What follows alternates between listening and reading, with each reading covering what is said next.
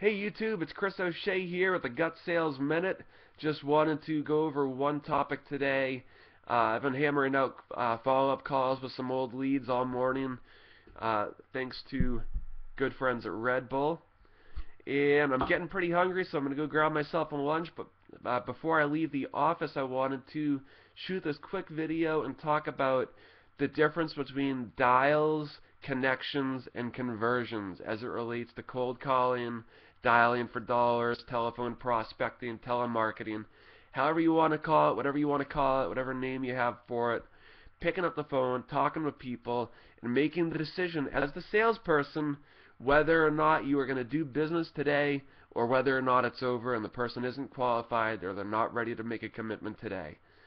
And the reason this is important is because when you're setting goals for yourself or for your sales team and you're reviewing your results, your performance, it's important to know the distinction between dials, conversions, and connections. Now, the number of dials is pretty self-explanatory. How many times do you pick up the phone and dial a phone number? And sometimes you're going to get a voicemail. In fact, a lot of the time you probably get voicemail. Sometimes you're going to talk to someone, and other times it's going to be a bad number. It's going to be out of service. It's going to be a fake number that someone gave you, whatever the issue may be. So you can control the number of dials that you make. You can control how many people you try to call, but you cannot control how many people will pick up the telephone, or how many people will return your voicemail, or how many people are actually going to fill out the form on your website, for example, with a valid phone number, and they're not going to put 1, 2, 3, 4, 5, 6, 7, or whatever it is. So if you're setting goals, that might be one thing to keep in mind, is how many dials are you going to make, how many people are you going to try to call. And of those people, as I said, about 30 to 40% I actually get through to when I talk to someone. The rest, it's either a bad number or I leave a voicemail, and maybe I talk to them later, maybe I call them back later, maybe I never hear from them again, but I don't get through the first time.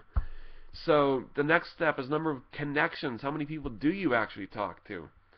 Now, you might talk to a secretary or a gatekeeper, someone who's not a decision maker, and that's fine. It's a step forward. It's better than not getting through to anyone, but it's not really a valid connection.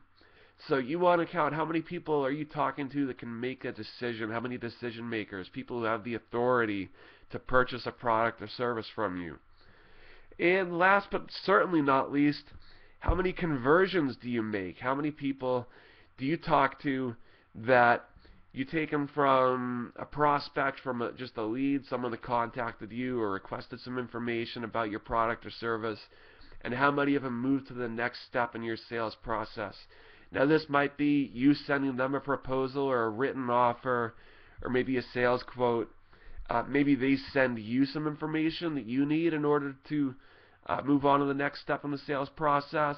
Or maybe you even just schedule a follow-up call for a future date, maybe with another decision maker or a key player on their team, or just after they've had some time to review the information that you've sent over to them. And at that point in time, you would decide whether or not you do business or call it a day, and it's all right, but you're not going to do business with them. Excuse me. So, again, just to recap really quick, number of dials, number of connections, number of conversions. That's what you should be paying attention to and setting goals based on. How many people do you want to try to call? How many people do you want to actually talk to? And how many of those people do you want to do business with? So these are important when you're setting goals for yourself or for your sales team. And it's also important to use a sales method. I like GUT. It's a 3-step, easy to follow sales method. I've got it memorized, but I've also got a mind map on my wall over there. You can't see it right now. But it goes over the agenda, the qualify, and the close step.